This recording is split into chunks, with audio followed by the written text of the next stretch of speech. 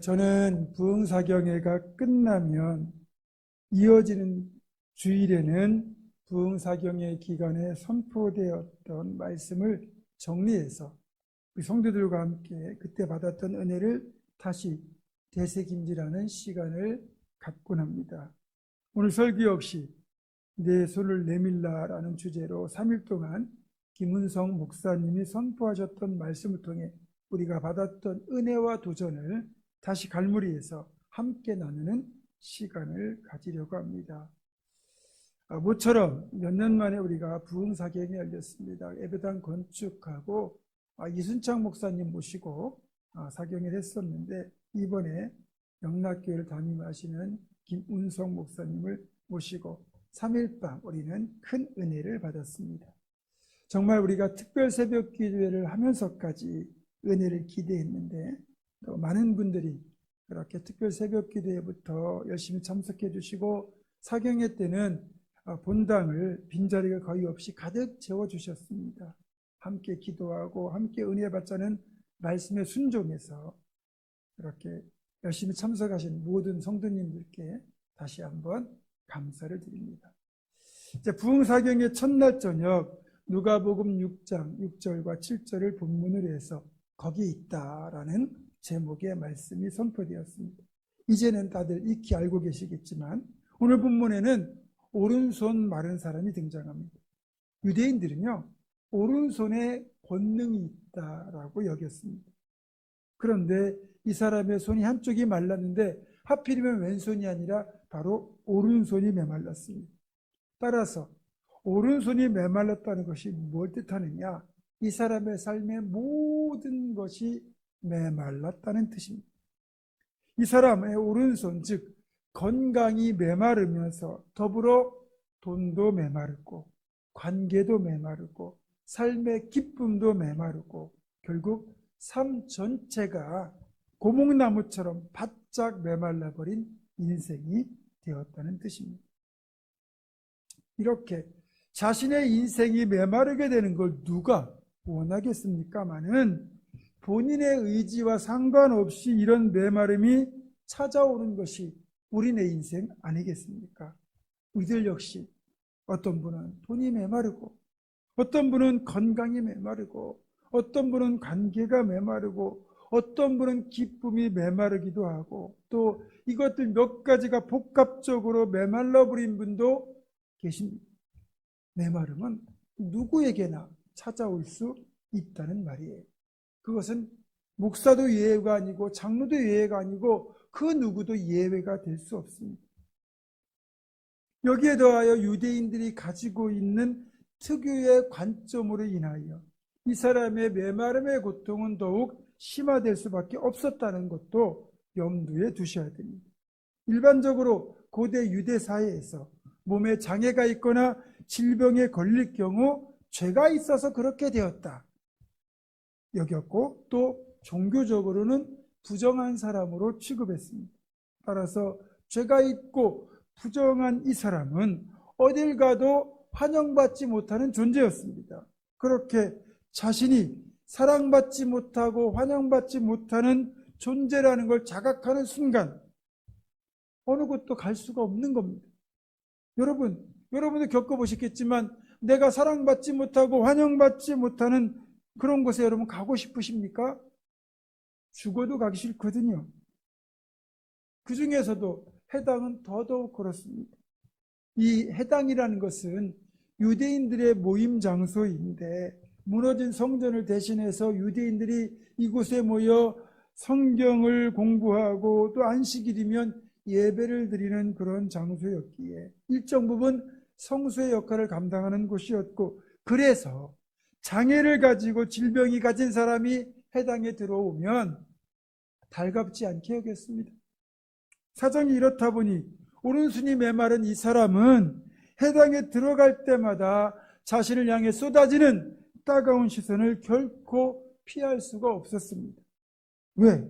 너 같은 장애가 있는 죄인, 질병을 가진 부정한 사람이 왜 이곳에 들어오느냐? 그런 시선이었던 거죠.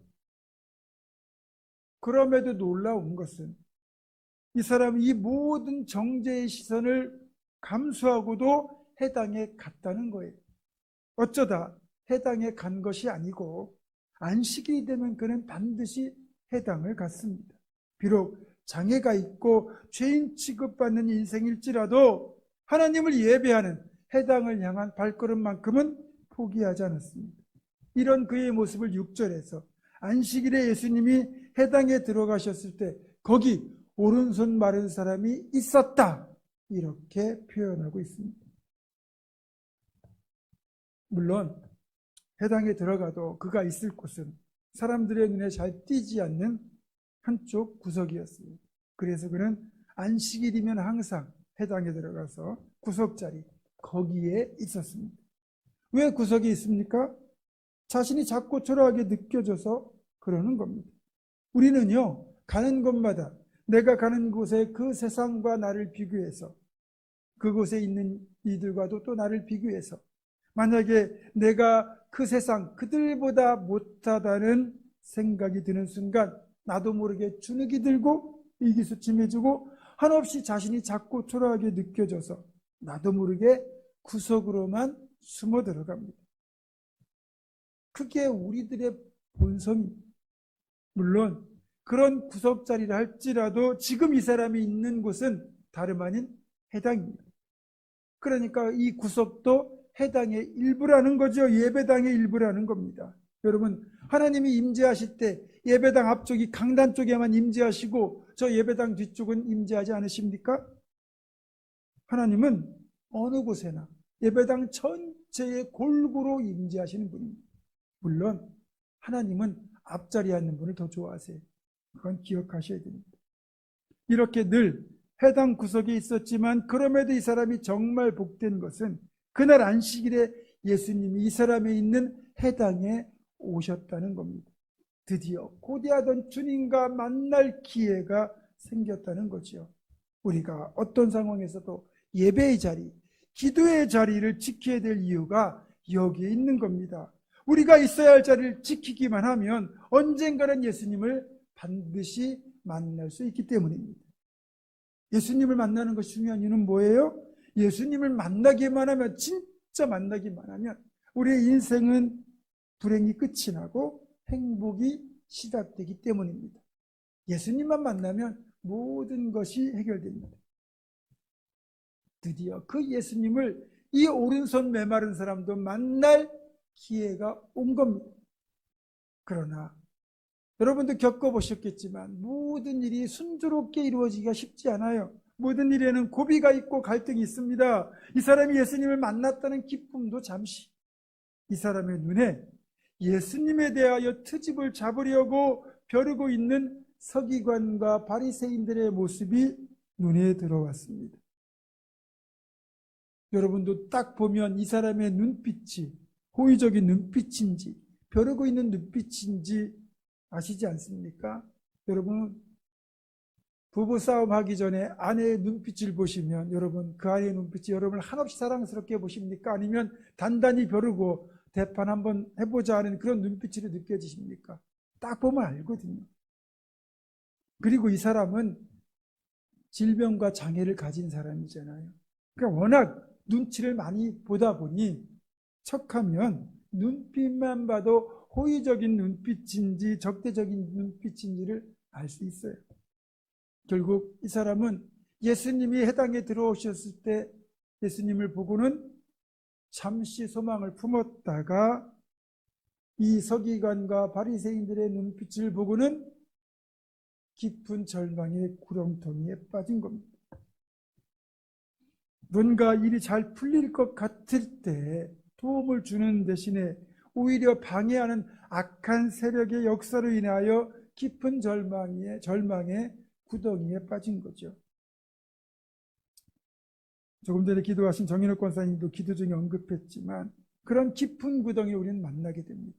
그런데 그 깊은 구덩이를 절망의 장소가 아니라 은혜의 장소로 바꾸는 비결이 있죠. 절망하는 대신에 이곳에서 하나님께 기도로 부르짖는 겁니다. 이렇게 기도하는 순간 깊은 구덩이는 더 이상 절망의 장소가 아니라 하나님을 체험하고 그분의 응답을 이끌어내는 복된 소망의 장소가 되는 겁니다. 그러니까 중요한 것은 아무리 방해 공작이 있다 할지라도 결코 물러서면 안 된다는 겁니다. 분명한 사실은 우리 예수님은 결코 물러서지 않는다는 겁니다. 아무리 이 사람들이 예수님에 대하여 안식일을 어겼다고 어깃장을 놓는다고 해도 우리 예수님은 물러설 뿐이 아니라는 거죠. 따라서 이 사람만 물러서지 않으면 되는 겁니다. 우리도 마찬가지예요. 사람들의 시선이 두렵다고, 버티기가 너무 힘들다고, 몸과 마음이 너무 아프다고 물러서면 안 되는 겁니다. 우리가 물러서지 않으면 우리도 나를 향하여 손을 내밀라고 말씀하시는 예수님의 음성을 들을 수 있어요. 우리가 짐짓 눈치를 보고 두려운 마음이 든다고 물러서니까. 그러니까 문제가 되는 거죠.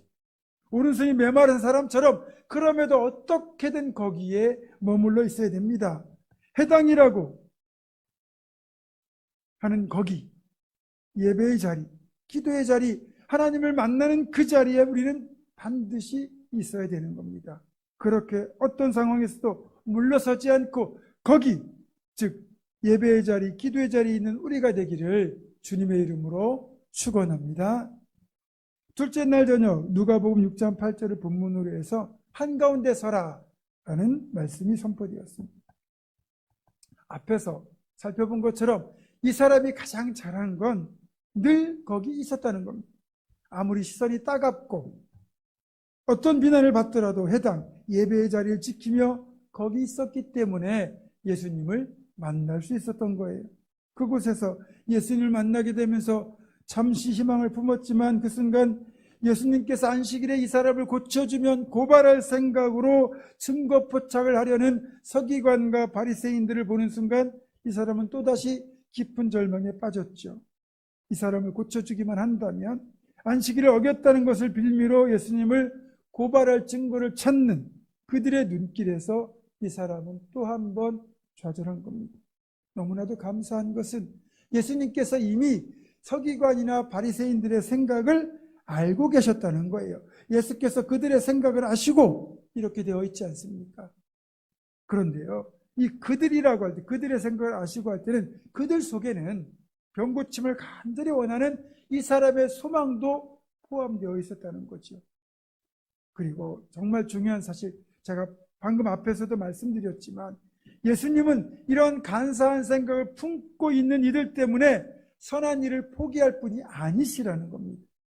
우리들은 선한 마음을 품고 선한 일을 하려고 하다가도 그것 때문에 골치 아픈 일에 휘말리거나 불이익을 당하고 비난을 받게 될 경우 어쩔 수 없이 포기하고 말죠. 하지만 우리 예수님은 결코 포기하지 않으시니까 우리만 포기하지 않으면 됩니다. 예수님은 그런 그들의 눈빛을 다 아시면서도 당당하게 이 사람에게 일어나 한가운데 서라 라고 말씀하셨습니다. 그동안 죄인처럼 해당 한 구석에 쪼그려 앉아있던 이 사람을 예수님은 해당 한가운데로 이끌어 내셨습니다. 이제 많은 사람들의 시선이 그에게 집중됩니다. 드디어 주목받지 못하던 구석자리 인생에서 모두의 주목을 받는 무대의 중심 인물로 바뀐 것입니다.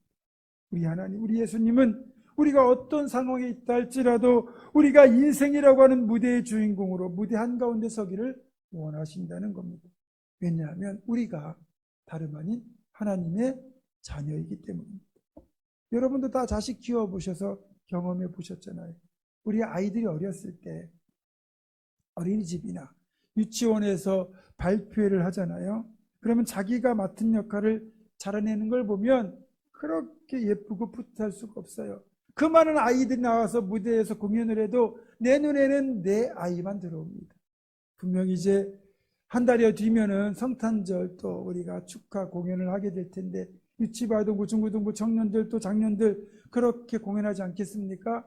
그러면 여러분들 누구 보십니까? 그 중에서도 노래 잘하고 몸짓도 잘하고 예쁘게 하는 아이들도 보이겠지만 그래도 내 눈엔 누가 보입니까? 내 새끼가 먼저 보입니다. 그렇게 좋은 거예요. 그런데 내 아이가 무대의 주인공이다. 주인공 역할을 맡았다. 그러면 부모 입장에서 그렇게 좋을 수가 없어요. 그게 부모의 마음인데 어느 부모가 자기 자녀가 구석에 있는 인생으로 살아가기를 원하겠습니까? 그러니까 우리가 하나님의 자녀라면 하나님은 우리가 구석자리 인생이 아니라 무대 중심에서는 인생이 되길 원하신다는 거예요. 그리고 그래서 무대 한가운데 서라고 하는 그 주님의 말씀은 결국 지금 나에게 들려주시는 하나님의 사랑의 속삭임으로 들어야 한다는 거죠. 하나님은 언제나 사랑의 눈으로 나를 바라보시고 또 언제나 인자한 귀로서 나의 신음에 귀를 기울이고 계신다는 것, 한마디로 나를 지극히 사랑하신다는 것, 그 사실 우리가 인식해야 되고요. 그걸 인식할 때 이 인식이야말로 우리의 자존감의 근원이 되는 겁니다.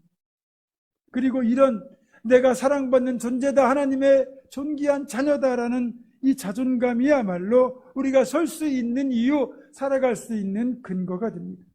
전지전능하신 아버지 하나님, 또 그분의 아들이신 성자 예수님께서 우리를 이렇게 지극히 사랑하시는데 우리를 그냥 버려두시겠습니까?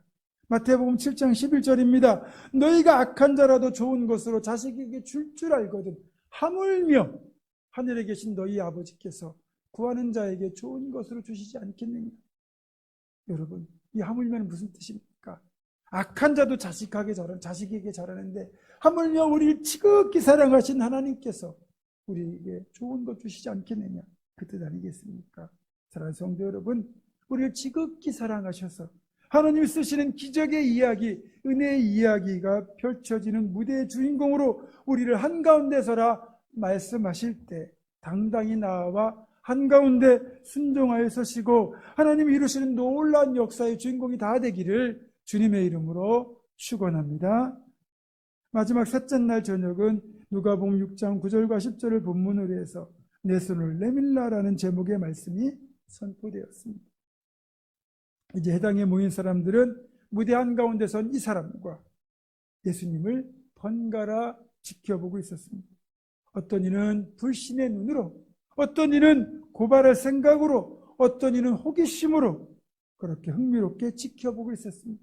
그때 예수님은 해당 한가운데 서 있던 이 손 마른 사람에게 네 손을 내밀라 이렇게 말씀하셨습니다. 네 손을 내밀라. 그토록 고대하고 기대하던 말씀이 선포된 것 아닙니까? 정작 이 순간 그 복된 음성을 듣고 이 사람은 두 가지 극복해야 될 과제가 주어졌습니다. 생각해 보세요.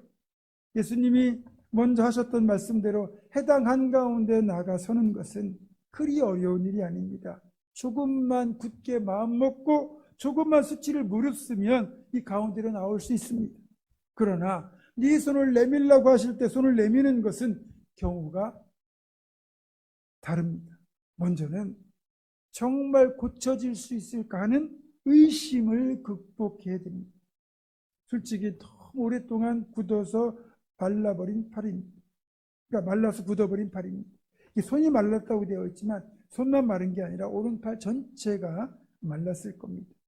자, 그래서 오랫동안 오른팔을 쓰지 못했어요. 여러분, 내 몸은 내가 제일 잘 알지 않습니까? 그동안 내 뜻대로 움직여지지 않던 팔이 지금 뻗는다고 움직여질까 하는 의심이 들 수 있잖아요. 아니, 그런 의심이 드는 건 지극히 당연합니다. 게다가 손을 내밀려고 몸을 썼다가 이 고침받지 못하면 세상 말로 쪽팔림, 개망신을 당해야 됩니다. 그러니까 이 손을 내미는 행위도 믿음이 없다면, 다시 말하면 의심이 든다면 할 수 없는 행동, 순종인 겁니다. 또 하나 극복해야 될 것은 뭐냐? 이후 만약에 손을 내밀었다가 고침받을 때 자신에게 쏟아질 무수한 정죄의 손길들에 대한 두려움입니다. 지금 서기관과 바리새인들, 그 당시 이 지역의 실세인 사람들이 예수님을 고발할 증거를 찾으려고 지금 눈에 불을 켜고 지켜보고 있고, 또 해당에 있는 많은 사람들이 어떤 일이 벌어질 것인가 그렇게 호기심을 가지고 바라보고 있는 상황입니다. 따라서 병을 고치더라도 그 이유, 예수가 병을 고친 그 대상자라는 비난, 예수와 한패라는 비난을 감수해야 됩니다. 따가운 시선, 손가락질, 심지어는 안식일을 어긴 죄인이라는 돌이 날아올 수도 있습니다.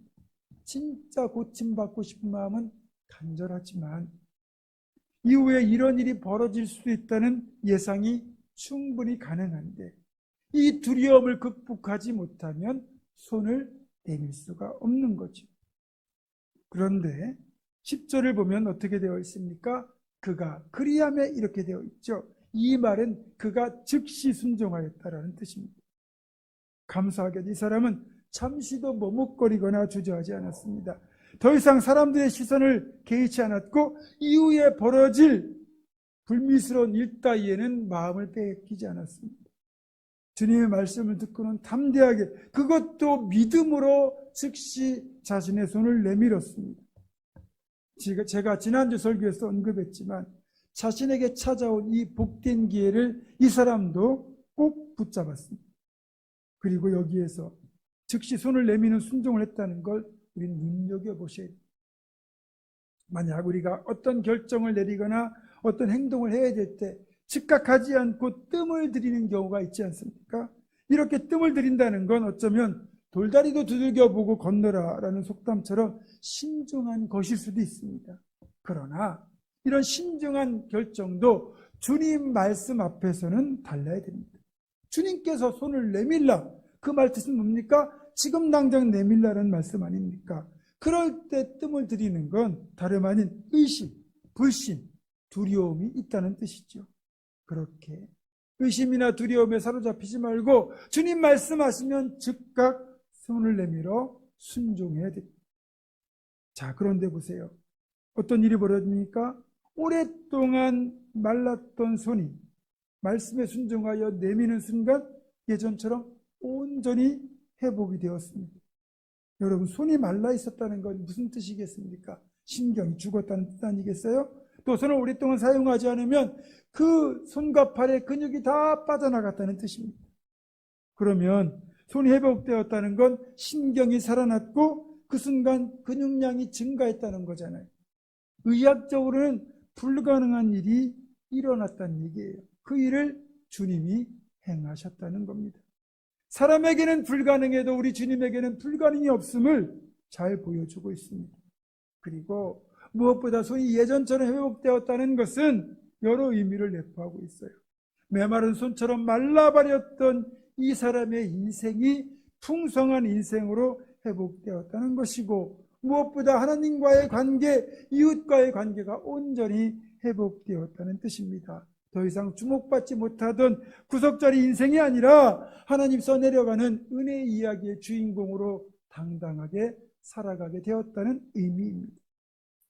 이 모든 반전이 어떻게 일어났습니까? 아무리 구박받고 비난받고 외면당해도 늘 거기 해당에 있었기 때문에 예수님을 만날 수 있었고, 한가운데서라는 말씀, 내 손을 내밀라는 말씀에 의심이나 두려움을 극복하고 즉각 순종함으로써 일어난 놀라운 기적이라는 것입니다. 무엇보다 메시아로서의 주님을 만났기에 영혼의 구원을 받고 참된 평안을 누리는 은혜의 스토리의 주인공이 되었습니다. 최고의 인생 역전입니다. 말씀을 맺습니다. 이번 부흥사경을 통하여 우리는 반드시 주님 만나는 자리를 지켜야 한다는 것. 그러면 주님은 우리를 만나주시고 우리 더 이상 구석에 있는 주변 인생, 구석 인생이 아니라 하나님이 써내려가시는 은혜의 스토리의 주인공으로 그 무대 한가운데 세우신다는 것을 알았습니다. 마지막으로 손을 내밀라 말씀하시는 주님의 음성 앞에서 의심과 두려움을 떨치고 믿음과 담대함으로 순종하면 놀라운 치유와 회복의 역사가 일어난다는 것을 배웠고, 가장 중요한 것, 그 회복의 역사의 주인공이 바로 우리가 되어야 한다는 것도 깨닫고 누리는 귀한 은혜를 맛보았습니다. 칼럼에도 제가 썼지만 이제부터 중요한 것은 이 주신 은혜를 소멸치 않고 더 큰 은혜로 이어가야 된다는 것입니다. 더욱더 예배의 자리, 기도의 자리를 지키고 믿음으로 손을 내밀어서 더 큰 은혜를 받아 복된 인생으로 인생 역전을 이루는 우리 모두가 되기를, 그 축복의 주인공이 다 되시기를 주님의 이름으로 축원합니다. 기도하겠습니다. 우리에게 좋은 것을 주시는 아버지 하나님, 항상 거기에 있어 주님을 만나는 우리, 그 주님의 말씀에 순종하여 주님이 베푸신 축복의 이야기, 은혜의 이야기의 주인공이 다 될 수 있도록 이끌어 주시옵소서.